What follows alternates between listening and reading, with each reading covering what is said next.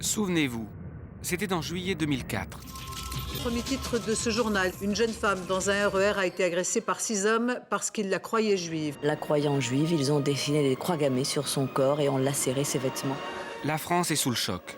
Indignation générale, condamnation après une agression à caractère antisémite dans le RER au nord de Paris.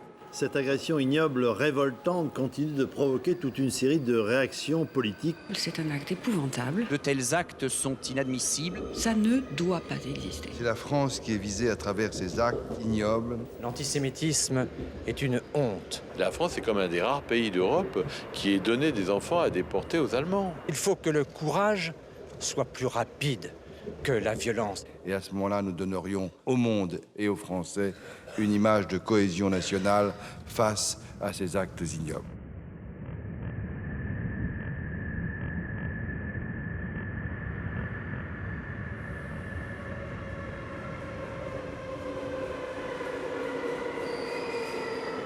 L'histoire commence au commissariat d'Aubervilliers, en banlieue parisienne. Le 9 juillet 2004, Marie-Léonie Leblanc, une jeune femme de 23 ans, dépose plainte pour agression. La scène qui suit a été reconstituée à partir de sa déposition. Aujourd'hui, à 9h37, j'ai pris le train de la ligne D au départ de la station Louvre. J'étais avec mon bébé de 13 mois. Dès que je suis monté, j'ai vu un groupe de 6 jeunes venir vers moi. Un des jeunes s'est approché et m'a dit « Ce serait bien cette petite poussette pour ma sœur. Hein, ce serait bien cette petite poussette pour ma sœur. » Ils ont essayé de détacher mon bébé de sa poussette. L'un d'eux a commencé à fouiller dans mon sac à dos. Dans le wagon, il y avait une vingtaine de personnes témoins de l'agression. Le jeune qui fouillait dans mon sac a trouvé ma pièce d'identité et a dit tout haut « C'est une gosse de Bourges. Elle vient du 16e, mon gars, doit être blindé de thunes. » Un de ses copains a dit « Il n'y a que des juifs dans le 16e. » Obligé, c'est une fuge. C'est à partir de là qu'ils ont commencé à s'énerver.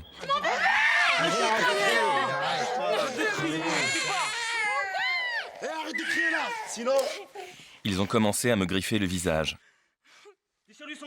Avec son couteau, un jeune a déchiré mon t-shirt, puis mon pantalon. Heureusement, je n'ai pas été blessé par ces coups de couteau. L'un d'eux a pris un marqueur.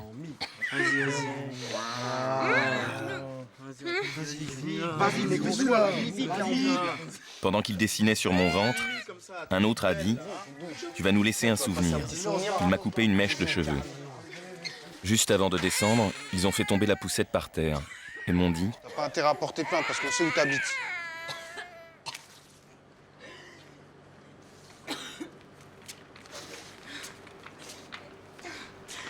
Il y avait beaucoup de monde dans le train, mais personne n'a bougé. Cette agression racontée par Marie-Léonie Leblanc n'a jamais eu lieu.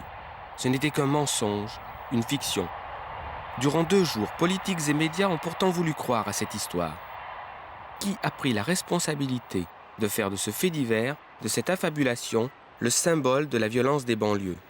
1 an après, nous sommes allés enquêter dans les coulisses d'un mensonge devenu une affaire remontant au sommet de l'État. Au départ de notre enquête, nous nous sommes procuré une copie de la procédure judiciaire relative à cette affaire. Ce dossier contient l'ensemble des investigations effectuées par les policiers. Il nous a permis d'établir la chronologie de la véritable histoire du RERD. Pour comprendre comment l'emballement s'est construit, il est nécessaire de revenir au tout début de cette affaire, le vendredi 9 juillet 2004. Il est environ midi quand Marie-Léonie Leblanc se présente au commissariat d'Aubervilliers pour raconter la terrible agression qu'elle prétend avoir vécue. Le policier qui reçoit la jeune femme lui demande d'aller d'abord à l'hôpital d'Aubervilliers faire constater ses blessures. L'hôpital constate quelques blessures superficielles et délivre à Marie-Léonie un arrêt de travail de 10 jours.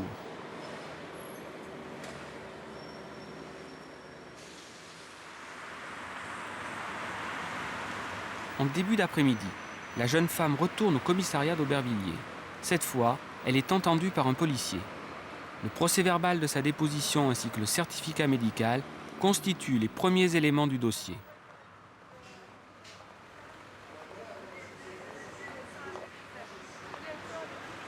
La connotation antisémite donne à l'affaire une autre dimension.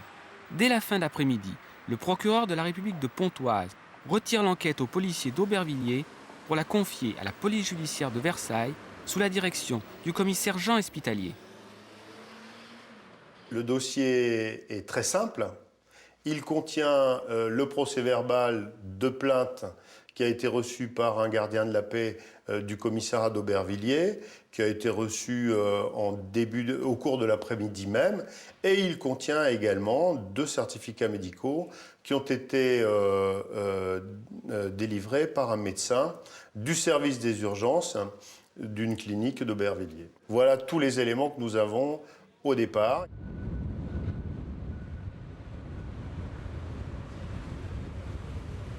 Dès le lendemain matin, la police judiciaire recherche Marie-Léonie Leblanc.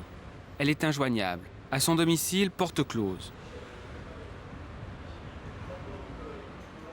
En fait, ce matin, elle subit des expertises médico-légales. Pour les enquêteurs, ce sont 4 heures de perdu. Elle nous appelle en début d'après-midi, aux alentours de 14h, 14h15, et nous envoyons une équipe d'officiers de police judiciaire pour l'entendre dans les locaux de la gendarmerie de Louvres. Lors de cette audition, Marie-Léonie Leblanc donne aux policiers une version des faits identique à celle de la veille.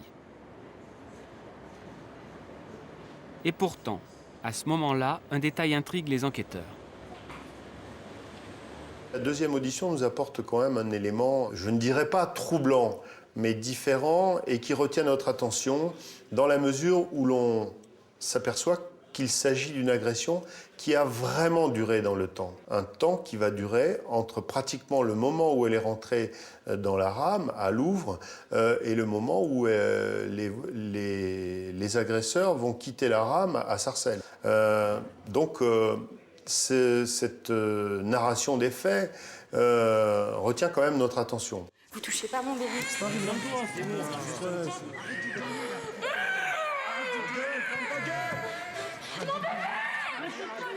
Le trajet entre Louvres et Garches-Sarcelles dure environ 13 minutes et le train s'arrête dans 3 stations. Les passagers avaient donc la possibilité, sinon d'intervenir directement, du moins de descendre pour alerter les secours. Or, aucun témoin ne s'est manifesté.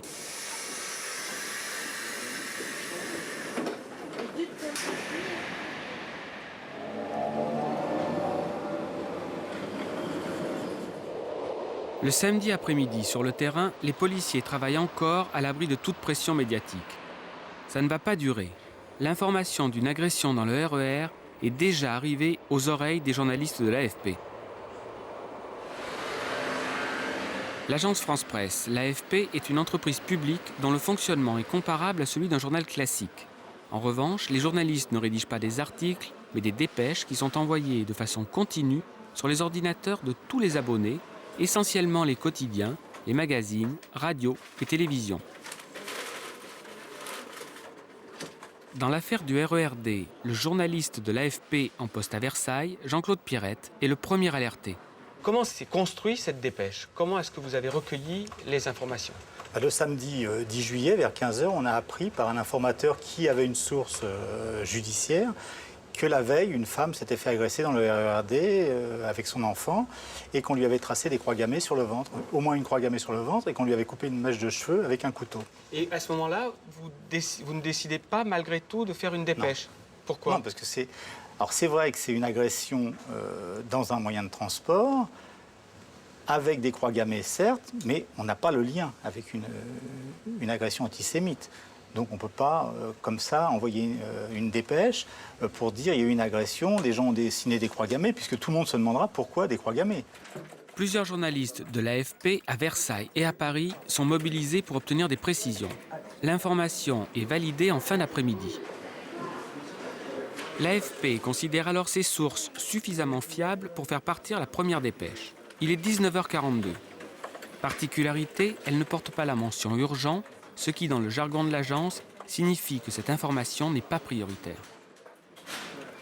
6 hommes ont violemment agressé une jeune femme dans le RERD.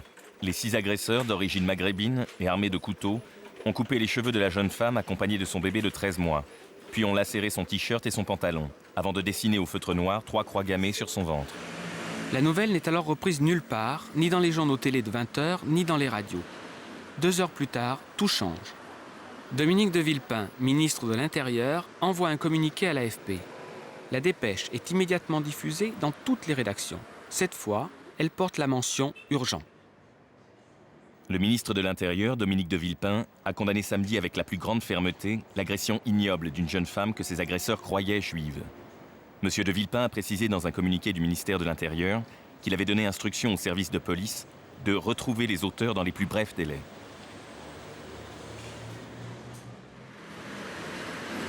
Et la soirée n'est pas finie. 17 minutes plus tard, nouvelle dépêche. Le président de la République, Jacques Chirac, fait rarissime pour un fait divers, publie à son tour un communiqué. Il exprime son indignation. J'apprends avec effroi l'agression à caractère antisémite dont ont été victimes une jeune femme et son enfant en région parisienne dans la journée de vendredi. Je lui exprime, ainsi qu'à tous les siens, ma vive émotion et ma profonde sympathie. Je demande que tout soit mis en œuvre pour retrouver les auteurs de cet acte honteux, afin qu'ils soient jugés et condamnés avec toute la sévérité qui s'impose. L'intervention du président de la République et celle du ministre de l'Intérieur donnent à ce fait divers une importance hors du commun. L'affaire du RERD vient de commencer. Dans le même temps, sur le terrain, les enquêteurs n'ont fait aucun progrès. Les éléments d'enquête dont nous disposons le samedi soir sont exactement, pratiquement les mêmes que ceux dont nous disposions la veille. France Inter, il est 8 h. Le dimanche matin, la France se réveille avec l'agression du RERD. Agression antisémite dans le RER à Paris. Une jeune femme et son bébé brutalisés par une bande de jeunes qui lui ont tracé des croix gammées sur le corps. Une vingtaine de personnes ont assisté à la scène sans intervenir. France Inter. Effroi, c'est le terme employé par le chef de l'État après l'agression à caractère antisémite dans le RER parisien. Les autres radios sont dans le même ton. Les journalistes n'emploient pas le conditionnel. Certains désignent déjà les agresseurs comme étant d'origine maghrébine. Tous parlent d'un acte antisémite. Dans les rédactions des quotidiens commence la préparation des journaux du lendemain. Dès le dimanche matin, quand nous faisons une conférence de rédaction pour préparer le journal du lundi, on se dit que cette affaire ici à Libération est trop belle pour être vraie, quoi. Parce qu'il y a tout, c'est un condensé de toutes les tares, je dirais, de la société française, quoi. Dès que je suis arrivé ce dimanche au journal, j'étais de permanence, on était en équipe réduite et j'arrive et tout le monde est sur le pont. LCI tourne en boucle, l'Assemblée arrête ses travaux, j'ouvre mon écran, il n'y a que ça, il n'y a plus une guerre, plus une famine, plus un conflit social, il n'y a plus que cette histoire. On est 4, l'un part sur le RERD, et moi je me retrouve à devoir faire un article sur cette histoire. Pour ma part, je ne me pose pas le matin de questions ou guerre. Et puis je sais que la mécanique du journal, c'est une mécanique de vérification, de recoupement, et qu'on a toute la journée pour aller plus loin, pour cerner les choses, pour voir de quoi il s'agit. À l'Assemblée nationale, les députés sont réunis en session extraordinaire. Ils décident de suspendre leurs travaux. Tous les groupes politiques expriment leur indignation sans la moindre réserve.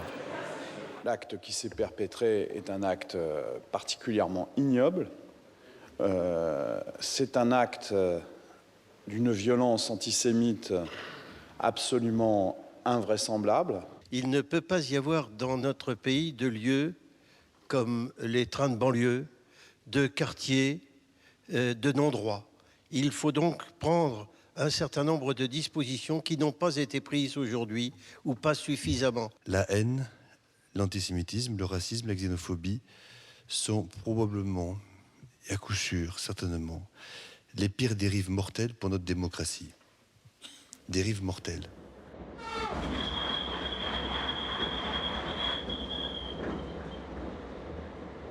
Sur le terrain, les efforts des enquêteurs pour retrouver des témoins restent vains.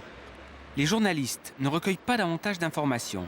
Les journaux télévisés de 13 h se font donc sur la base de la dépêche AFP de la veille, des communiqués du ministre de l'Intérieur et du président de la République.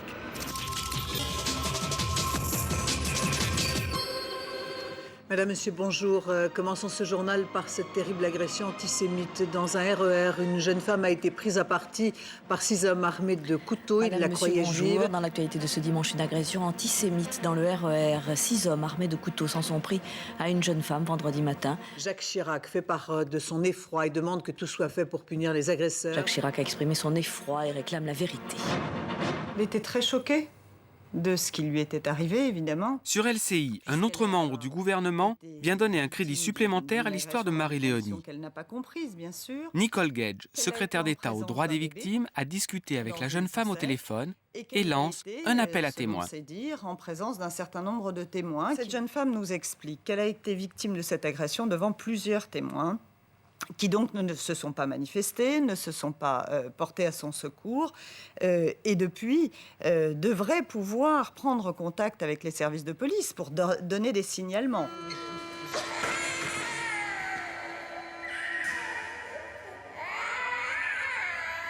Il y avait beaucoup de monde dans la voiture, mais personne n'a bougé.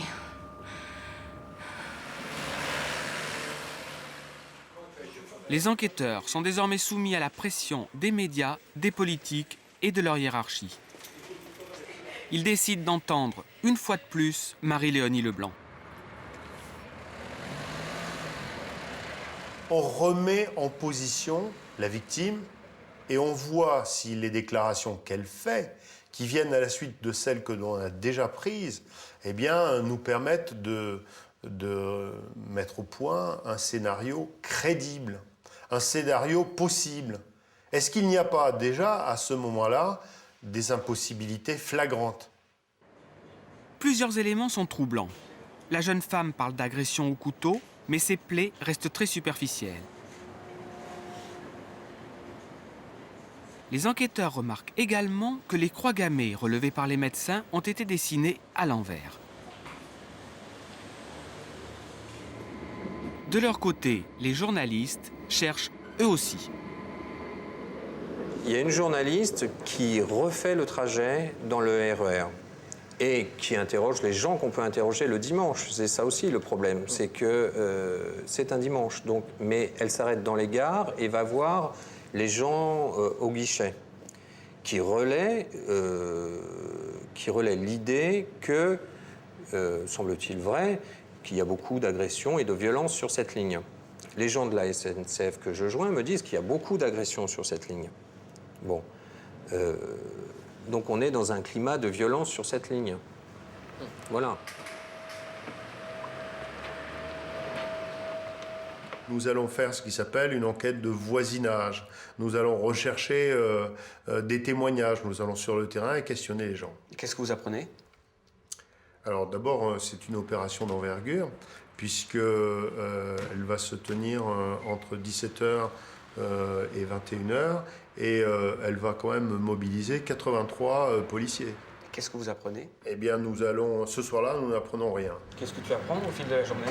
Au fil de la journée, pas grand-chose. Et en fin de journée, j'ai un policier dans les Yvelines, à Versailles.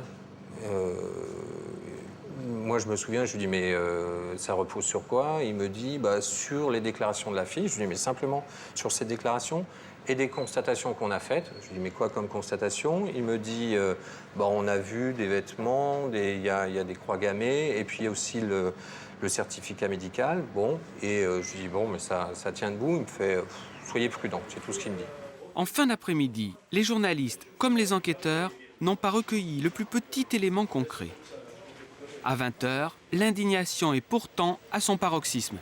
Les réactions se sont multipliées tout au long de la journée avec la même tonalité, l'effarement devant une telle barbarie, une agression ignoble, lourde de symboles, qui doit susciter en France un véritable sursaut civique. Condamnation aussi de la part de Dominique de Villepin, le ministre de l'Intérieur, d'Alain Juppé ou d'Elisabeth Guigou pour le Parti socialiste, qui propose la création d'un conseil de lutte contre les actes antisémites.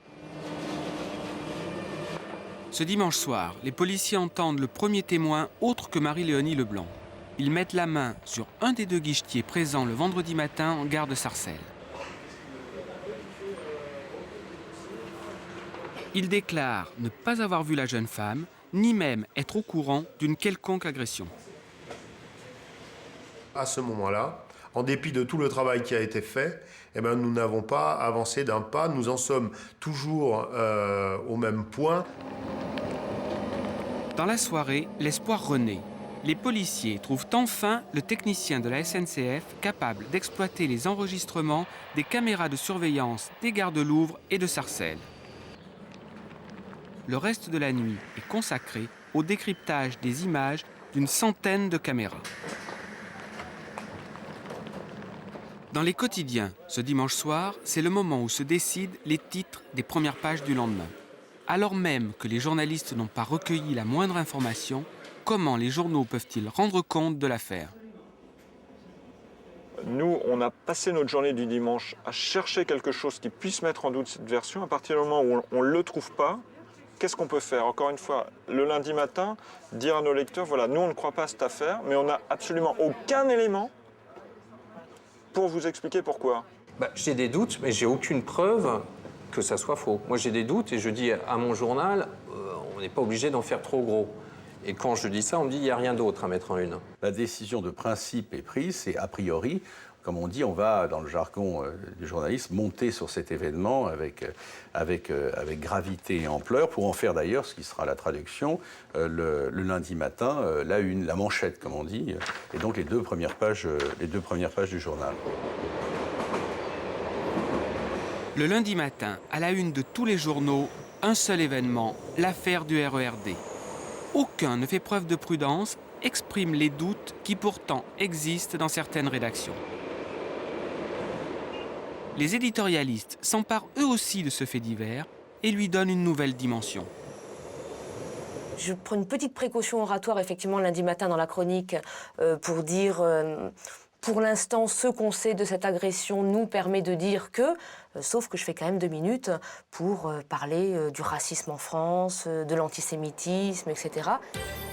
L'unanimité des réactions à droite et à gauche dit assez que personne ne s'y est trompé. Il s'agit bien, une fois encore, une fois de trop, de l'expression d'un sentiment barbare qui gangrène notre pays, l'antisémitisme.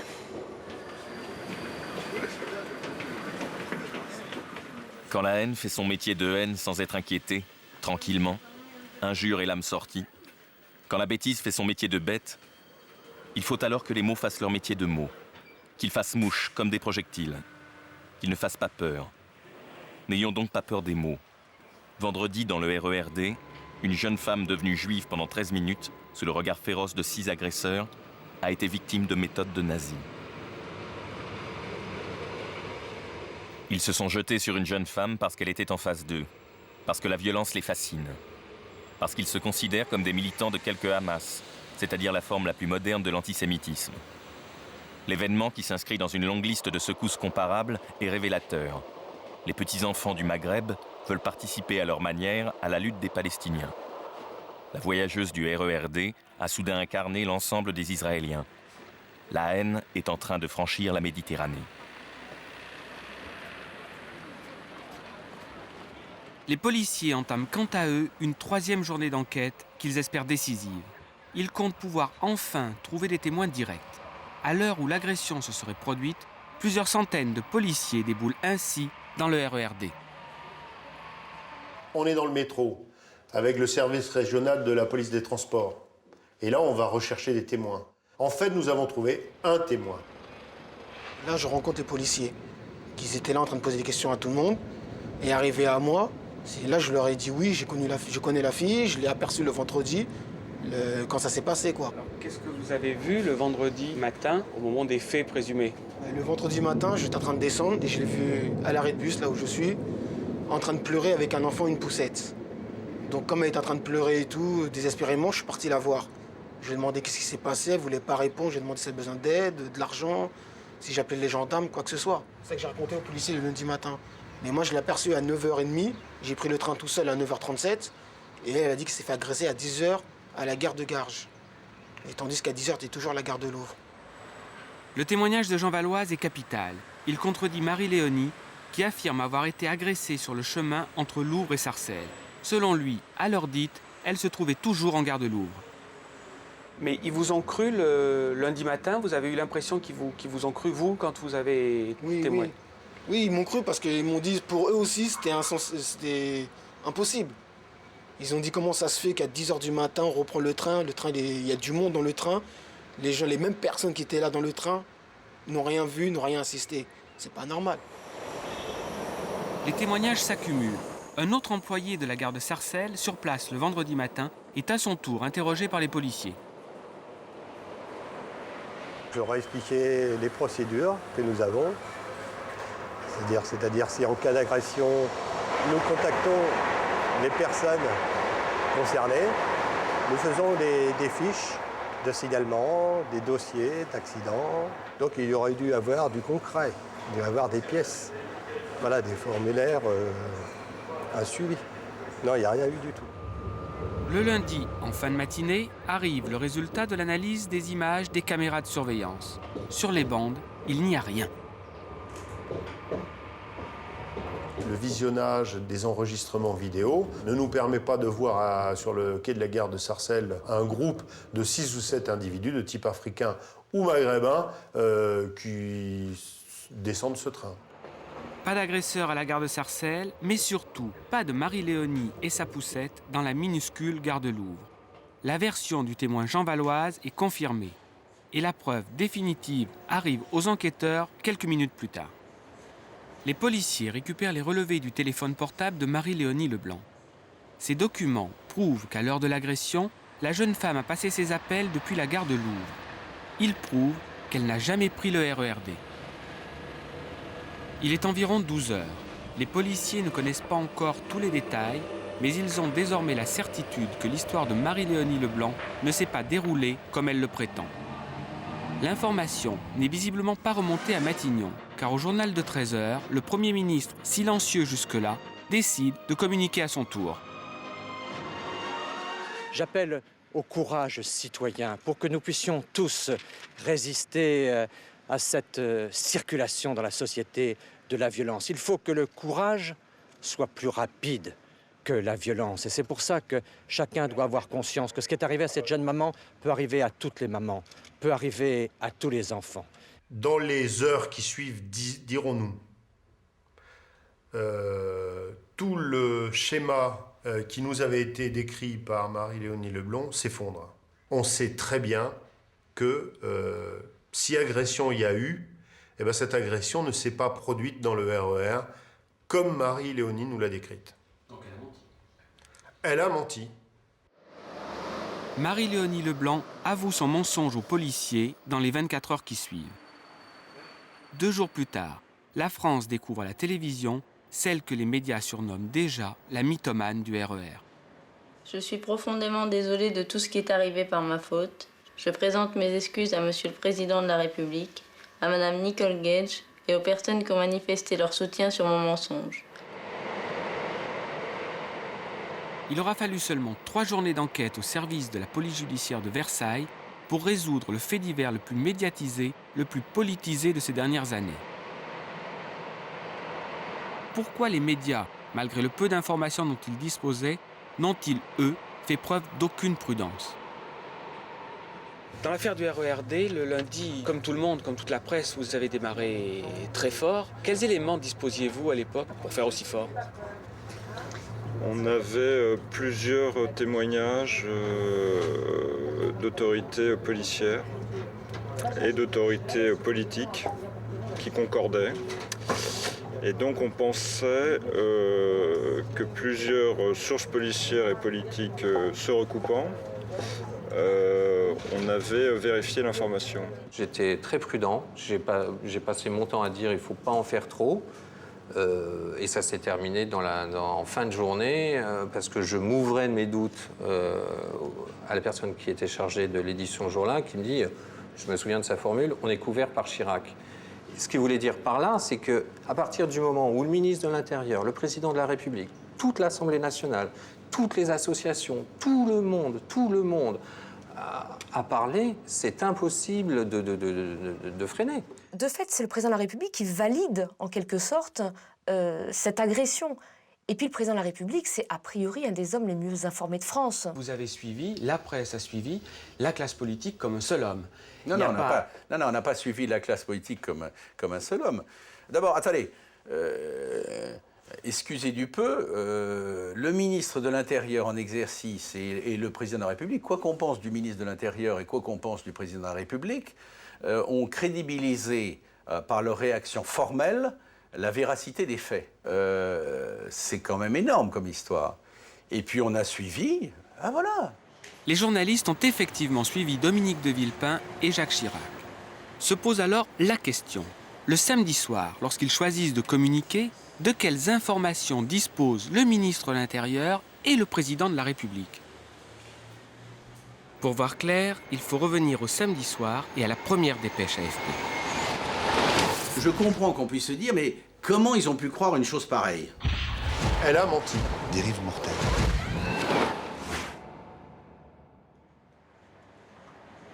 Quelle était la source qui a validé l'information et autorisé l'AFP à rendre publique l'histoire d'une agression antisémite dans le RER? L'origine de l'information, elle est judiciaire et vous avez une confirmation qui est policière. Elle est par une source qui connaissait quelqu'un proche de l'enquête judiciaire. Qui est grosso modo une source policière. Puisqu'à ce moment-là, qui a connaissance des informations? Non, c'est quelqu'un qui connaît quelqu'un dans le milieu judiciaire qui s'est ouvert à elle de cette affaire d'une jeune femme qui avait été agressée, à qui on avait tracé une croix gammée sur le ventre. Des personnes ont soupçonné la police judiciaire d'avoir été à l'origine de cette information. Alors, au moment où la dépêche de l'agence France-Presse tombe, j'ignore complètement qu'elle existe. Je n'ai pas été contacté moi-même par des journalistes. En l'état des informations dont je disposais, eh bien, je ne vois pas qu'est-ce que j'aurais pu dire aux journalistes. On nous confirme. Quand vous dites on, vous dit, c'est... Quand on dit on, ça veut dire la source policière fait le lien. Oui. C'est une source policière, encore une fois, au niveau local ou vous remontez dans la hiérarchie? Au niveau national. Au niveau national. Au niveau national, il n'y a pas beaucoup de choix. Quand on connaît un peu la hiérarchie policière, c'est au plus haut niveau de la hiérarchie policière? Oui. C'est-à-dire? C'est-à-dire au niveau d'une direction. C'est-à-dire au niveau de la... Oui, c'est-à-dire au niveau de le plus... La direction générale de la police? Dans les détails, je ne sais pas qui est l'interlocuteur, mais c'est au niveau d'une direction centrale, oui. La direction centrale, c'est-à-dire la direction générale de la police nationale. C'est là, au plus haut niveau policier, au cœur du ministère de l'Intérieur, que l'AFP affirme avoir validé son information. Michel Gaudin dirige la DGPN. Il est de ce fait le patron de toutes les polices de France. Lorsque éclate l'affaire du RERD, une dépêche AFP sort. Quels sont les contacts que vous avez avec les journalistes de l'AFP? Écoutez, alors moi je n'ai eu aucun contact, bien sûr, avec les journalistes de l'AFP. Nous voyons ce qui n'est pas un cas unique, une dépêche de l'AFP. Moi, il arrive très fréquemment que j'apprenne des choses par les dépêches de l'AFP, donc il est probable et même évident qu'il y a eu une fuite qui n'a en aucune façon été générée par le niveau central que j'incarne ici pour la police nationale. Michel Gaudin a beau nier, le rédacteur en chef de l'AFP confirme. D'une certaine façon, vous avez le feu vert pour donner l'information du plus haut niveau policier. On n'a pas le feu vert au sens où on attendrait du niveau policier qu'il nous autorise à diffuser une information. Il ne s'agit pas de ça du tout. On a le feu vert dans le sens où on a les éléments qui, en fonction de nos règles, nous permettent de donner une information. La Direction générale de la police nationale a bien confirmé l'agression antisémite dans le RER et donné son feu vert à l'AFP. Élément supplémentaire, un des signataires de la fameuse dépêche est le correspondant permanent de l'AFP Place Beauvau. Se pose alors une nouvelle question. Si l'information de l'AFP est validée par la DGPN, de quels éléments dispose à ce moment-là cette direction? Concrètement, Jean Espitalier, à la tête de la police judiciaire de Versailles, dirige l'enquête. C'est lui qui fait remonter l'information à la Direction générale de la police nationale et à son directeur Michel Gaudin, lui-même en contact étroit avec le ministre de l'Intérieur et son cabinet. Comment se passe alors la communication entre le cabinet du ministre de l'Intérieur et la Direction générale de la police? Écoutez, c'est un système qui fonctionne parfaitement, 24 heures sur 24, 7 jours sur 7. Il y a ici, à la Direction générale de la police nationale, un service de veille opérationnelle qui enregistre les informations et qui les transmet au cabinet du ministre, où il y a un permanent qui est chargé d'informer le cabinet du ministre. Est-ce que le samedi soir, la Direction générale de la police vous demande des détails sur votre enquête? Moi, non, pas du tout. Aucune question ne m'a été posée. Ce qui veut dire qu'ils ont réagi sur la base de quels éléments? Je ne sais pas. Concrètement, ce samedi soir-là, c'est vous qui êtes là, sur place, et qui informez le ministre ou son cabinet? Oui, bien sûr. Comme nous sommes sur ce type de sujet, toujours en alerte, et nous transmettons les informations. Et qu'est-ce que vous dites? Mais écoutez, là, sur ce cas précis, je n'ai pas le souvenir... là, le système a fonctionné conformément à la règle habituelle de fonctionnement. On dit ce que l'on sait par rapport à un événement.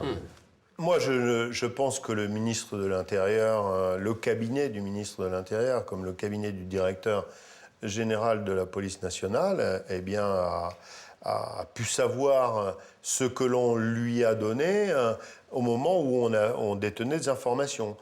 Samedi comme vendredi, nous n'avions comme seule information en notre possession qu'il y avait eu une agression à caractère antisémite dans le RER. Selon notre formulation, il savait que vous n'aviez rien d'autre que le témoignage de Marie. Très exactement. Est-ce que ça ne justifiait pas, de votre point de vue, un peu de prudence dans la communication? Mais je ne peux pas répondre à cette question.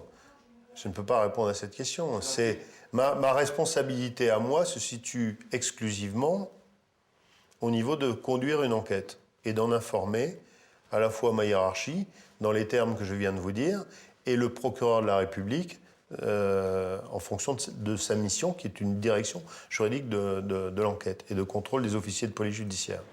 La police judiciaire est en effet placée sous l'autorité du procureur de la République. Celui-ci fait remonter les informations relatives à l'enquête à la direction des affaires criminelles et des grâces au ministère de la Justice. Jean-Claude Marin, à l'époque directeur de la DACG, est en relation directe avec le ministre de la Justice. Nous faisons remonter une information sur l'événement brut, tout en disant très vite que pour l'instant, judiciairement, il est sans doute trop tôt pour à la fois qualifier les faits et les crédibiliser. Donc ce qui veut dire que vous incitez le ministre à la prudence? Nous n'incitons pas le ministre à la prudence, nous faisons simplement passer l'information selon lesquelles, judiciairement, nous n'avons pas encore d'analyse bien constituée sur cet événement. Ce qui revient assez à peu près au même. Ce qui, pour vous, revient peut-être au même, mais c'est-à-dire que nous n'avons pas dit clairement au ministre « soyez prudent ». Il en a déduit des informations que nous lui donnions qu'en l'état, sur la position de l'autorité judiciaire, nous n'étions pas encore en mesure de faire connaître une position assise sur cet événement. Pendant les 3 jours d'emballement, Dominique Perben, le ministre de la Justice de l'époque, s'abstiendra de tout commentaire sur cette affaire.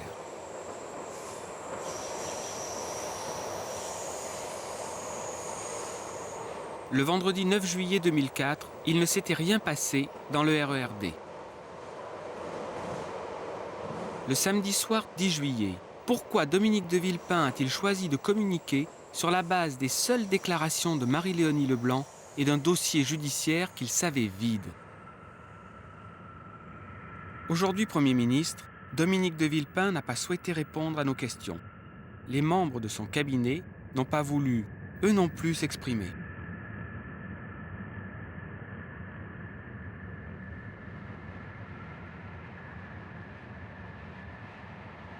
Durant tout un week-end, la classe politique a suivi Dominique de Villepin pour faire de cette agression présumée le symbole des dérives de la société française. Parce qu'il n'est pas possible d'accepter une dérive mortelle comme celle-là. Ça ne doit pas exister. Absolument invraisemblable. Comment les politiques peuvent-ils affronter la nouvelle du mensonge de Marie-Léonie? Le lundi après-midi, des élus de droite et de gauche sont réunis autour de Jean-Paul Huchon, le président socialiste du Conseil régional d'Île-de-France. Il y en a tellement qui se déroulent tous les jours que si cela, quelle que soit la forme, a pu permettre la mobilisation des élus et du pays pour dire qu'on ne peut plus continuer avec cette comptabilité terrible. Si c'est d'un coup monté, évidemment, ça serait critiquable en tant que coup monté, mais ça ne changerait rien au fait que c'est la 10e ou la 20e des agressions de ce genre, même si celle-ci se révélait après coup. On n'en sait rien pour le moment, ne pas être exactement passé comme on le raconte. Ce qui est sûr, c'est qu'il y en a eu 20 avant. En résumé, si cette agression n'était pas vraie, elle était vraisemblable. Depuis plusieurs années, le ministère de la Justice recense les violences racistes et antisémites dont sont saisis l'ensemble des tribunaux de France.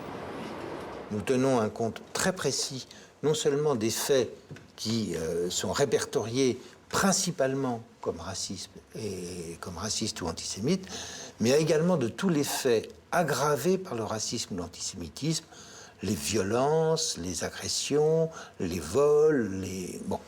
Nous n'avons pas, dans la période où cette investigation a démarré, jusqu'à mon départ de la direction, puisqu'elle se poursuivait alors et elle se poursuit encore, nous n'avons pas eu de fait avéré de cette nature. Semblable à celle à l'affaire du RER. Tout à fait. Pour l'administration judiciaire, l'affaire du RERD n'avait rien de vraisemblable. Rien de vraisemblable non plus pour le sociologue Laurent Moukieli, spécialiste des violences urbaines. Cette histoire n'est pas vraisemblable, elle ne l'est pas, et il est faux de dire que ça arrive tous les jours. C'est tout simplement faux. Ça ne veut pas dire que du coup, il n'y a pas d'antisémitisme, qu'on ne s'y intéresse pas, qu'il n'y a pas de victimes à défendre, etc. Bien sûr que si. Mais une cause, si juste soit-elle, ne justifie pas qu'on leur raconte n'importe quoi. Cette histoire, elle parlait de la peur. Elle parlait fondamentalement de la peur de qui? La peur de ce qu'on appelle aujourd'hui dans le débat public les arabo-musulmans. Ces gens qui sont accusés de cumuler tous les maux, puisqu'ils sont responsables de l'insécurité, les violences urbaines, les violences gratuites, comme on dit aujourd'hui, ce qui est une expression aberrante. Il n'y a pas de violence gratuite, il n'y a que des gens qui ne comprennent pas la violence, ça c'est autre chose. Ils sont accusés de ça, ils sont accusés de viol collectif, ils sont accusés d'antisémitisme, ils sont accusés d'être terroristes en puissance. Bon, c'est la figure du mal, l'arabo-musulman, le jeune de banlieue, c'est le suspect. Alors, c'est de cela que parlait cette affaire.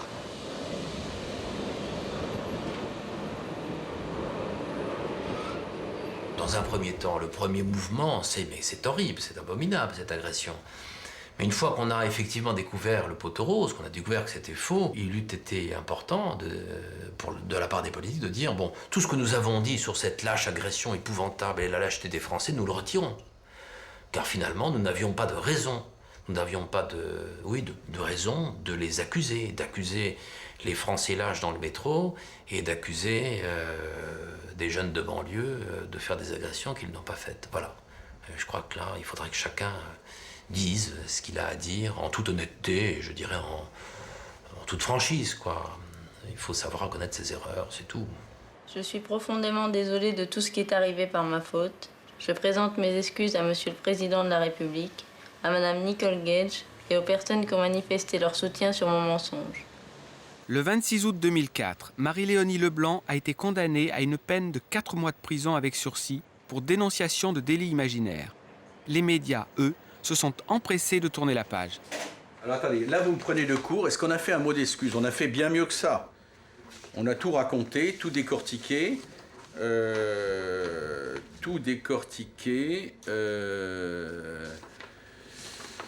Je sais pas, quand je vous dis ça, il faut que je regarde l'ensemble du dossier, j'en sais rien. Bon, c'est Marie-Léonie qui s'excuse. Bon, je m'excuse, tout ça est parfaitement dérisoire. Seule Libération a présenté, quelques jours plus tard, des excuses à ses lecteurs.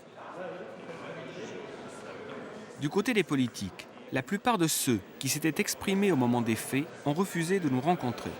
Jean-Louis Debré et Dominique Strauss-Kahn, par exemple, avaient accepté avant de se rétracter. Nicole Gage est la seule personnalité du gouvernement de l'époque à avoir accepté de s'expliquer. À aucun moment vous avez envisagé, comme certains, de vous excuser? Alors, la question n'est pas de présenter des excuses lorsque, me semble-t-il, on n'a rien fait d'autre que d'exécuter sa mission de secrétaire d'État aux droits des victimes. Je l'ai fait avec cœur, je l'ai fait avec professionnalisme, puisqu'encore une fois, c'est une aide que j'ai apportée à cette jeune femme, allant jusqu'à faire en son nom cet appel à témoins, rien d'autre. Au final, aucune enquête parlementaire, aucune enquête administrative n'a été mise en œuvre pour établir d'éventuels dysfonctionnements au sein de l'appareil d'État.